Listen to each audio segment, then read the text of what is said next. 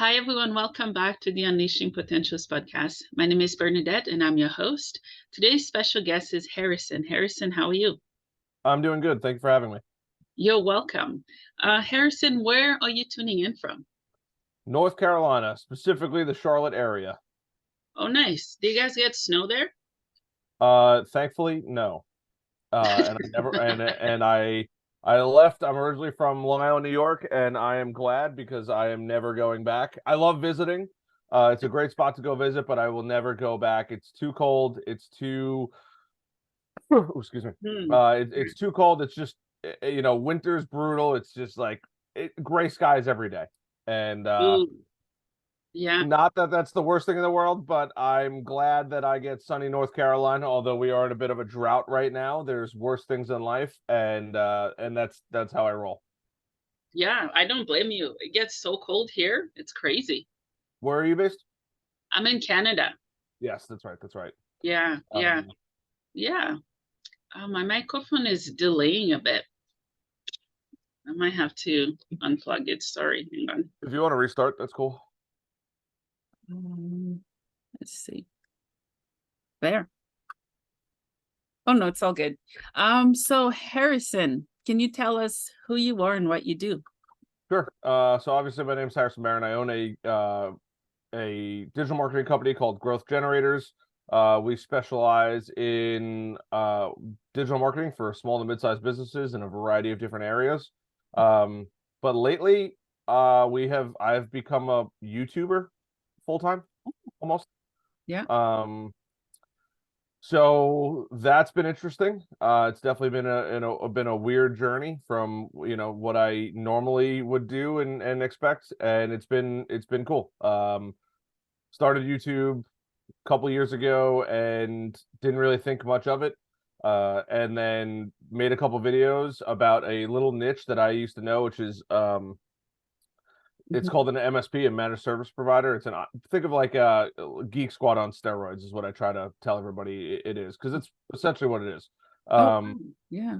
and we, as an MSP, we help businesses deal with their everything that was computer related. So computers, servers, switches, for plugging in multiple computers, all of this kind of stuff. Did that for quite a while, and now, weirdly enough, teach people what I used to do for a living and how I got so good at it. Mhm. So that's been, for the most part, my like new full-time job. Wow, Very weird. that's It awesome. still like bamboozles me.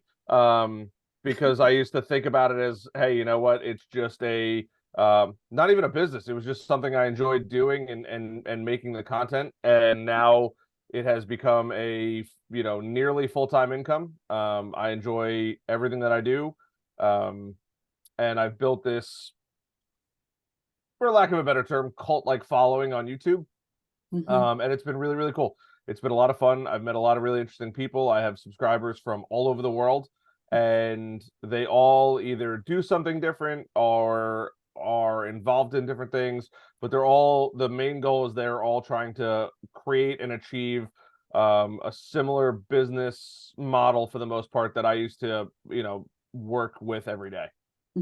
That's awesome.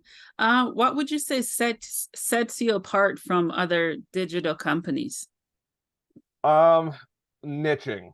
Okay. Focusing specifically on one little niche has been incredible. Most digital marketing companies never really specialize in one thing, which I firmly believe holds people back pretty tremendously. And if you're capable of getting over that hump of Mhm. dealing with, hey, you know what, my target client is going to be really interesting and I'm not exactly sure what to expect, but if you're willing to put kind of the footwork in and the time in, it's Mhm. pretty cool. It's been a really interesting experience. Mhm. It's something that I never, not that people want to be YouTubers, and I'm not like that YouTuber that everybody wants to be, and I'm more than okay with that. I'm just a YouTuber that has teaches people something. I sell my knowledge. Um, Mhm. and that's how I built my business, or how I'm building my business now, and it's been a lot of fun. It's really uh Mhm. very unique, from what I've ever thought of as a business opportunity, and Mhm. kind of stumbled upon it. So it's just, Mhm. that's kind of how it's rolled out. That's awesome.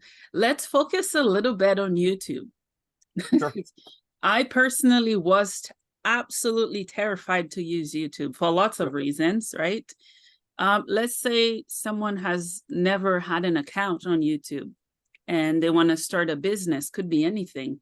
How would they go about doing that in a successful way? Sure. So the one thing I always tell people is kind of let success find you, instead of you trying to be the creator of success. And I know it sounds kind of counterintuitive, but the best thing that I ever did was let YouTube show me what it wants me to make, as opposed to me going out and trying.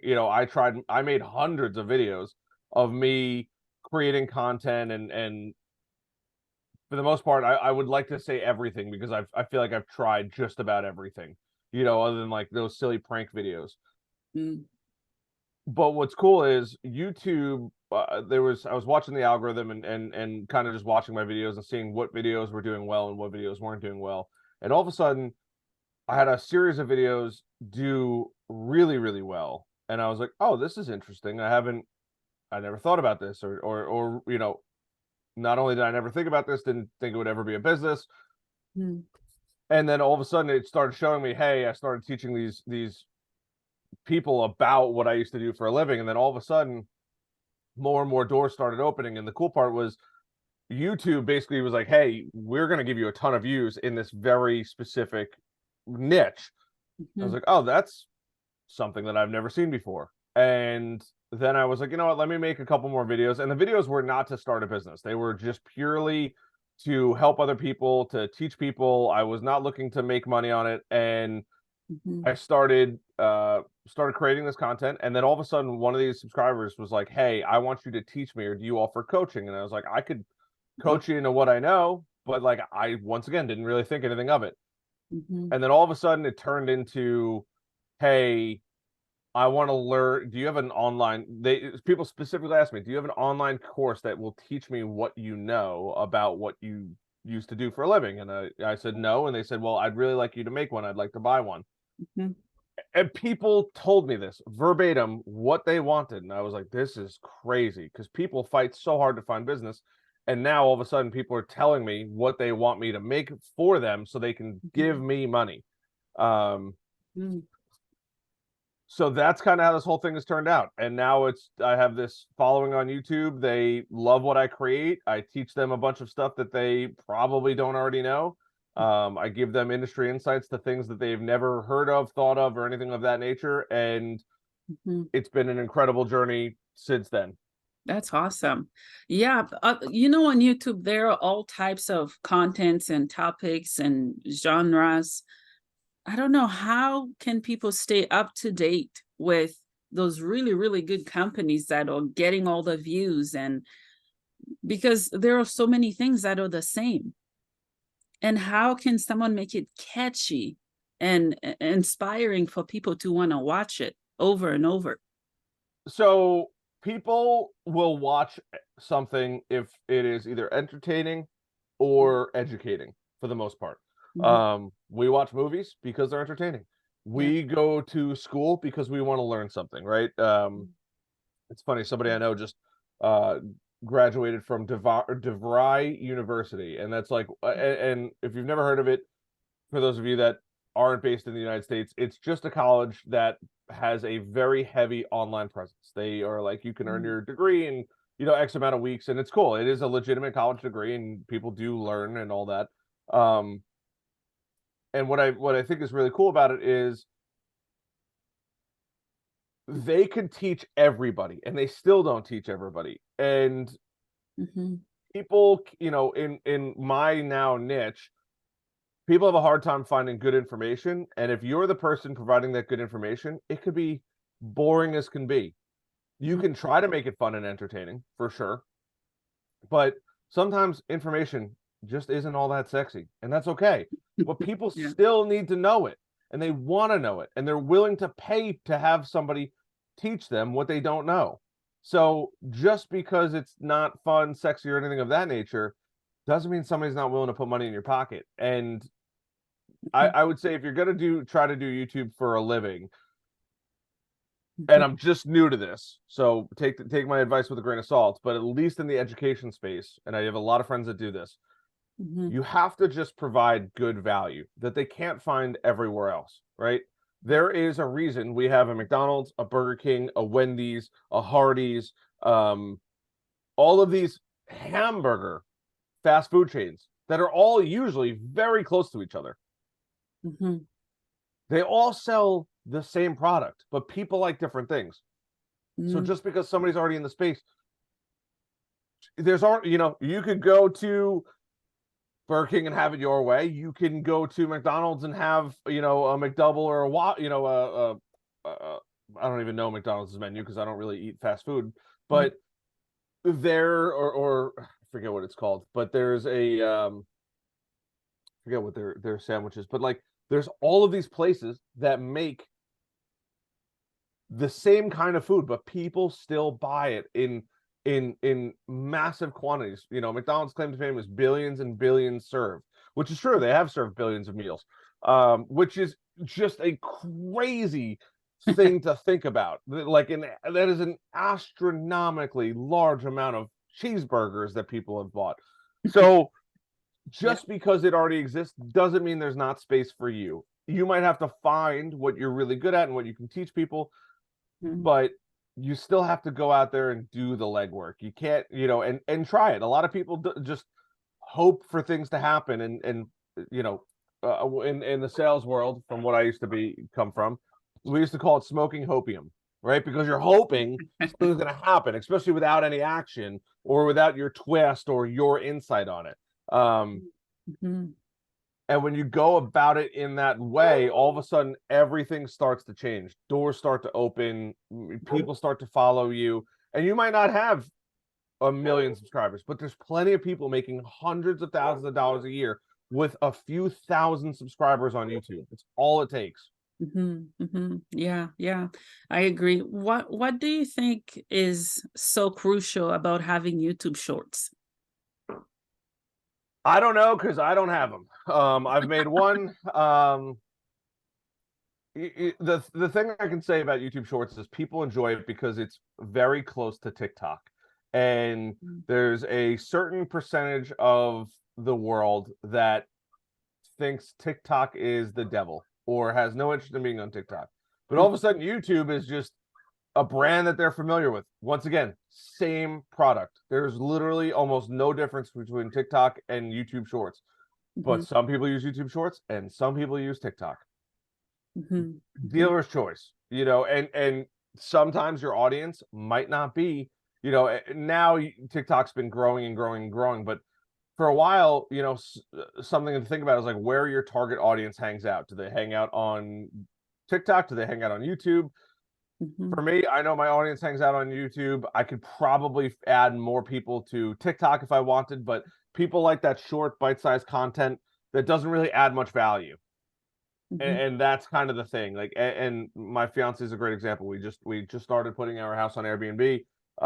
We have an apartment in our house, and she's going through TikTok and watching TikTok. She's like, "Why don't you watch a YouTube video?" She goes, "I don't have the attention span for a YouTube video." I'm like, Yeah. "That's crazy because they're going to give you much better information, but not everybody likes that kind of information. She'd rather watch 75 TikToks giving her almost no information than one good TikTok that actually provides good information."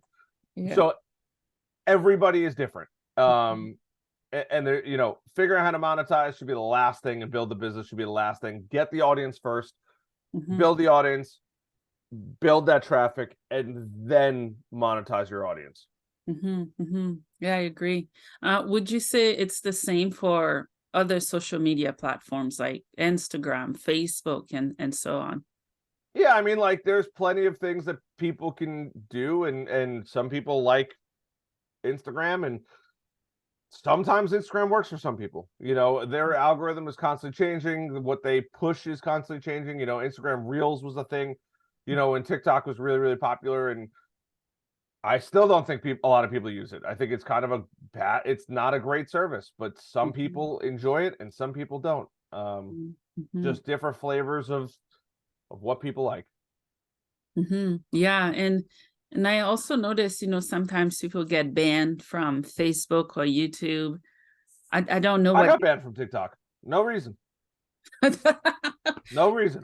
Yeah, It was all business content. I did nothing wrong. I almost never commented on anyone's stuff. And all of a sudden, one day, I just got banned. Out of the blue, I went, you know, I was sitting next to my fiance. We're in the backyard, you know, killing some time before we were going out. And I go to pull up Instagram, and I really hadn't built a big following, but I built up a couple thousand followers on there. And out of the blue, went on and it says your account has been permanently banned. I wrote TikTok and they said the algorithm has banned it, and we stick to the algorithm, you know, because I wasn't a big enough account that it made sense to release it. But all of my stuff was business related, and I got banned for oh my goodness. nothing. So that's the only catch. You got to be careful, you know, and making backups of everything is really, really important. If you're going to do anything, you're going to put all this time, energy, and effort in something, make a backup of it. It takes, you could pay for extra storage on Google Drive. Apple also offers it. Just make a backup somewhere that you can go through and you have that won't get destroyed. God forbid somebody bans you. Yeah, sorry, I'm gonna pause this for a bit. I need to get my cat out. I put up a small Christmas tree, so he's doing everything in his power just to get to it. I put it up high, and he's just going around, and he went back again just to look. Sorry. It's quite all right. It's quite all right. Wow. Do you have cats? I don't. I have 3 dogs, and they're absolute menaces. I love them to death, though. Yeah, that's awesome. But it's they are a handful. I love them to death. They're a handful. We actually have friends staying with us, and they have kids, and I'm realizing that kids are even more work than dogs. Oh, yes, they are. Yeah, they are. Yeah, so let's carry on here. Can you tell me more about your podcast and how is that going? Yeah, so the podcast is called the Brutally Honest Podcast. I haven't done it in a while. It was a lot of fun. I want to get back into it. It's just something that, as much as I love doing, because I really do love doing it, and I do plan on getting back into it more, it's not something that's going to move the income needle at the moment. So it has to take a backseat, unfortunately. It kills me to say that because it was legitimately one of my favorite things to do, but at this point, it just doesn't make sense to do it.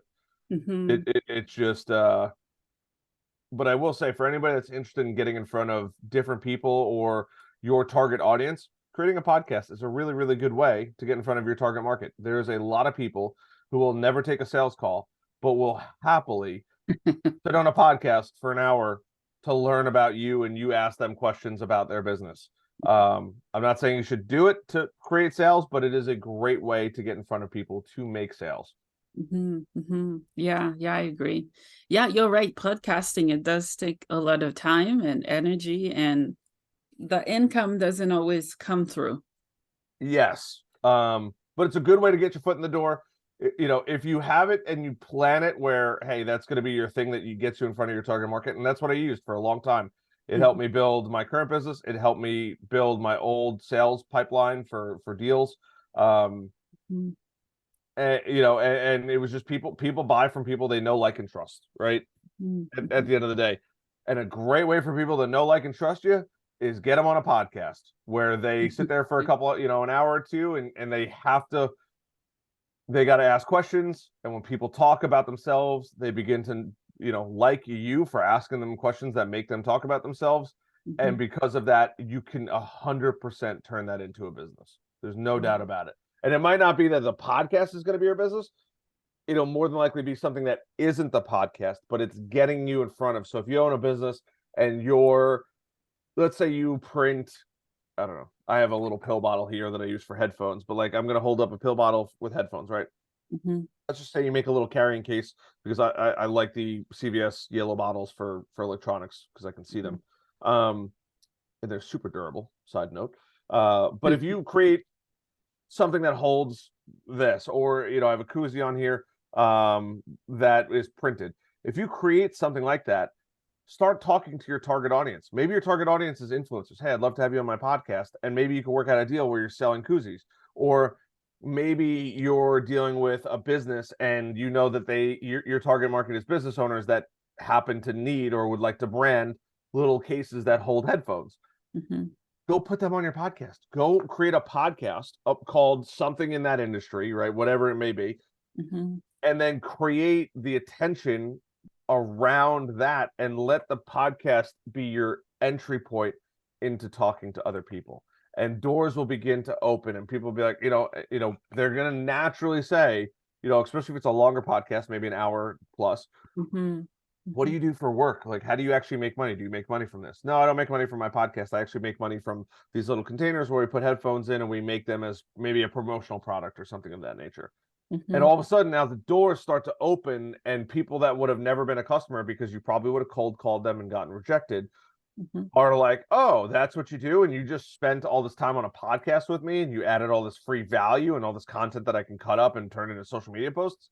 Why wouldn't I want to give you an opportunity to try to earn my business? Yeah, yeah, yeah, yeah. Because I've had a few people who asked me, how did I start my podcast, and that they want to start a podcast themselves. I think 2 or 3 people said I inspired them to create a podcast, Sure. and I just told them, I don't know. I'm just raw, authentic, and open, and I just allow people to come and share what's on their hearts. Sure. I believe it. It's a great way for people to build, know, like, and trust you. There's a million, I had a channel for a while about starting a podcast and I still want to get back into it because it's something I enjoy. And I have hundreds and hundreds of dollars in headphones sitting next to me that I haven't done reviews on yet, but it takes time. You build it. You might try. I've made 350 approximate videos before I found this new niche that I'm in. Mm-hmm. It might take time, but Rome wasn't built in a day. And once you find your audience, there is and a lot of people have a hard time understanding this, but when you find an audience, no matter how big or how small it is, there is a nearly infinite number of ways to make money, and you can scale an infinite number of ways. So, there's always people that are going to fail at some things, and that's okay. It doesn't, just because you quit playing baseball as a kid doesn't mean you're a failure. It just means it wasn't right for you, but you wouldn't know unless you tried. And a lot of people have a hard time understanding that just because you fail at something or, you might not be successful at it doesn't mean it's a bad thing. You tried, you did what you could, you gave it your best shot. Hopefully you gave it your best effort, and then things will pan out. If it works, it works. If it doesn't work, it doesn't work. That's it. Too many people get caught up with it. The most success, if you look at, and I hate to use this example, but I think this example is pretty prevalent, is like when Colonel Sanders came up with the chicken sandwich. He got denied from like over 1,000 restaurants, or not the chicken sandwich, but his fried chicken recipe. When Disney went to get a loan to create Disney World, right, where everybody and their mother goes at this point in life, Disney got rejected by like 300 and something different banks. Wow. So just because you're not good at it, if it's really a good idea, somebody will eventually pick it up. But if it's not really a good idea, try something else. It doesn't mean you're a failure. It just means that your idea currently is not the best idea, and there might be something better that you can either do or make money. But if you build that attention on TikTok or YouTube or something of that nature, and regardless of what industry it is, you can monetize, you can make money through YouTube. You can make money through teaching. You can make money through coaching. You can make money through seminars. You can make money through get-togethers. There's so many ways to make money. And I'll give people one more example.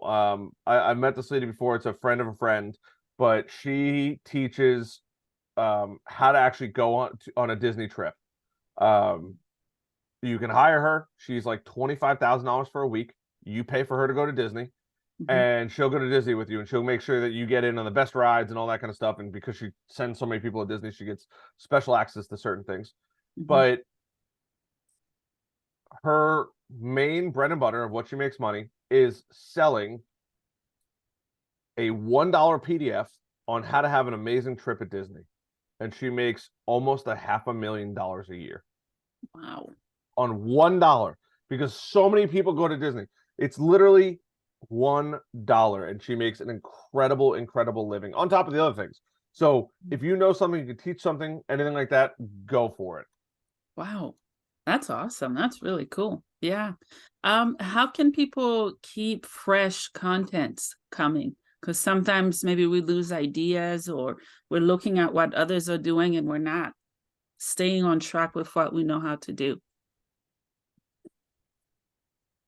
A notepad is great. I Mhm, like to use my notepad on my phone. mhm. Um, and when you get an idea, I don't know, I find ideas in three places: in the shower, while I'm driving, Yeah. and typically while I'm talking to somebody, because my mind is always going a million miles an hour, or somebody gives me an idea and I'm like, "Ooh, hold on one second," and then I go Yeah. write that idea down. Yeah. Um, Thankfully, we now have AI, and ChatGPT has gotten better than it ever has been. Mhm, You can 100% leverage ChatGPT to give you ideas for videos mhm, over and over and over and over again. mhm, You could tell, as long as you know enough about your current, your target market, whoever that is, you can tell chat, hey, I want to target this kind of person. What kind of, can you give me 100 different unique videos that this audience would enjoy or prefer to watch? mhm. And chat will go out and do 99.999% of that heavy lifting for you. Oh, wow. Would you say using AI and GP chat is a form of plagiarism? Absolutely not. Completely Oh, open okay. to use. Absolutely not. Okay. If that's the case, then I'm probably one of the number one felons in the world. Um, it's too useful. It's gotten so good at what it can do. Mhm, Um,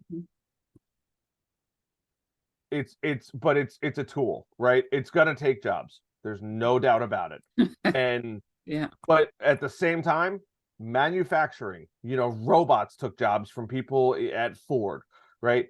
Mhm, It's just the way of the world. ChatGPT will make more millionaires than anything ever has before, but it's also going to crush more jobs than anything ever before. And that's just the nature of the beast. There's nothing that you can do to stop it. It's here to stay. mhm, mhm, You're better off embracing the technology than hoping it goes away, because it's not. And the people that are going to make the most money on it are the ones that use it and are early adopters and get ahead of the curve. Because if you're mhm. not, you're going to be left in the dust, and it's going to just make life harder not knowing how to use the tool. ChatGPT is going to be like Photoshop, but for everyone, right? Where there was a time when Photoshop ran the world, and that's okay. Mhm, ChatGPT is going to be the exact same thing.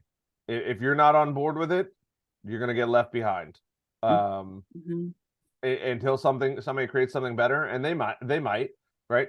Probably leveraging ChatGPT, but the way it's gone and mhm, the way it's moving is so fast. mhm, mhm, It's nearly impossible to get ahead of. You're better off just playing the game with the hand that you're dealt, and mhm, running with it, because it's not going to stop, and mhm. that means you shouldn't stop if it's not going to stop. Yeah, because I saw something about what we just talked about on the news about it, it taking job, and then I haven't gone to school in a while. I don't know what the restrictions are for students to not use it or to use it. I don't know. You know what? I failed a class in college for plagiarism. Um, and I have no problem admitting it. I tried everything in my power before anybody is like, this person cheated. I tried everything in my power. I asked for the teacher's help, this, that, and the other thing. I tried to go above and beyond to get the answers that I needed. Mhm, Could not get the answer. Teacher was not really all that responsive. It ended up not being the greatest situation. The dean came down and the dean said, look, this is, I have to give you an F, right? And if it happens again, we're going to have to expel you. And I went to school for computer programming. In computer programming, 99% of your job is just stealing what other people have written on the internet. That's all it is, because you're reworking it, right? ChatGPT is going to be the same thing. I'm sure it's probably not allowed in schools. I'd find it hard to believe it's not. As soon as you get to the working world, everybody and their mother is going to be using it. It's actually going to hinder your business not using it. It's that effective. So it's here to stay. I can't see to the future, but I can promise you it's going to be the tool that if you don't know how to use it effectively, you're going to be left behind. I have used it to write sales copy, which costs so much money. I've used it to write emails. I've used it to write landing pages for my business. I'm going to use it to write a new bio for myself. And the cool part is I can ask it, what questions do you want to know to craft a bio at 3 different lengths? One, 250 words, of 500 to 1,000 words, and a 2,000-word bio of me. And it'll ask me all those questions. Then I have to give it the information. I'll break it down and digest it in faster than any human can ever possibly do it. And that's really what it comes down to. Robots took jobs in manufacturing. If you go to Walmart, you'll see the little sweeper that goes around the store and cleans the floor. Technology's never going anywhere. It's here to stay. Just get on the bandwagon. Yeah, I agree. Is there anything else that we haven't covered that you'd like to focus on and talk about? Not particularly. I think we covered a lot this time. Yeah, we did. Yeah. 2 questions for you. The first one is, what is the meaning of life for you?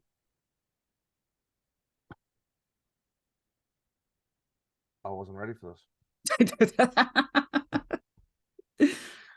That's all right. I ask every guest. I don't know what the meaning of life is, but I will say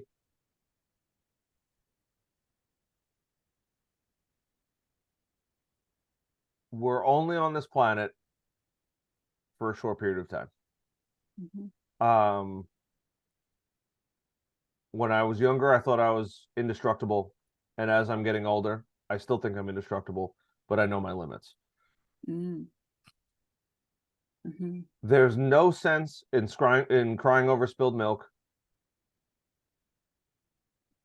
Our days may be more limited than we originally thought. The only thing that we can do is control our own happiness. So do what makes you happy. I genuinely mean this when I say this. I love owning my business. It's my favorite. It's literally my favorite thing, other than video games, my dogs, and my fiance. Yeah. Yeah. There's not enough time in life to be upset over things you can't control. There's not enough time in life to do things that you hate. If I was to, I go to bed pretty often thinking that if I was to die tomorrow, I lived a great life and I would leave little to nothing left on the table. And that gives me a ton of happiness and joy knowing that I can say that. And I'm privileged to be able to say that. But if you hate your job, go find a different one. If you are in an industry that you don't love being in, go find a different one. If you're in a job, if you are in a family situation that you don't like and makes you stressed and gives you gray hairs, you might look like me, get out. Yeah. Because your life can change so drastically. I've been doing what I'm doing now for 7 months, and it's been a complete 180 from what I'm used to. And not that I was struggling, but I'm making more money now than I ever have before. I've built this cult following of this incredible group of people on the internet. There are so many ways to make money, to live better, live within your means. You don't need to keep up with the Joneses. Not everyone's going to afford a Lamborghini or the Gucci wallet or whatever it is. Nobody cares what you're wearing. At this point, there's so many fakes on the market, it literally doesn't even matter. If it makes you happy, That's all that matters. Do things that make you happy. Do things that bring you fulfillment. Whether or not other people agree with them literally does not matter. Mhm. And try to have as much fun as you can, because Yeah. it could be gone tomorrow. And the Mhm. last thing you want to do is, looking back on your life, say, damn, I wish I did more. Yeah, I love that. Thank you for sharing. Last question for you. Where can my listeners find you, support your work, and work with you? Sure. Growth-generators.com for my website. I also have a personal website, harrisonbarron.com, although I can confidently say it's been quite stagnant, just because my current business is absolutely exploding. But if you want to connect there, if you're an IT business owner or you're looking for digital marketing, that's where I do all of everything. But other than that, if you want to just connect, Harisson Barron at Harisson Barron or Harisson_Barron. I don't use social media as much as I probably should, because I've just been making tons and tons of content. But happy to assist, point people in the right direction. I want to see more people succeed. There's more than enough room for everyone to eat at the table, and nobody should ever think that they can't do something if they can. That's awesome. Well, Baron, thank you so much for your time. Harris Baron, Yep, right? Harisson Barron. That's it. Yeah, thank you so much for your time, and thank you for everything that you're doing. Thank you so much. I appreciate being here, Bernadette. You're welcome.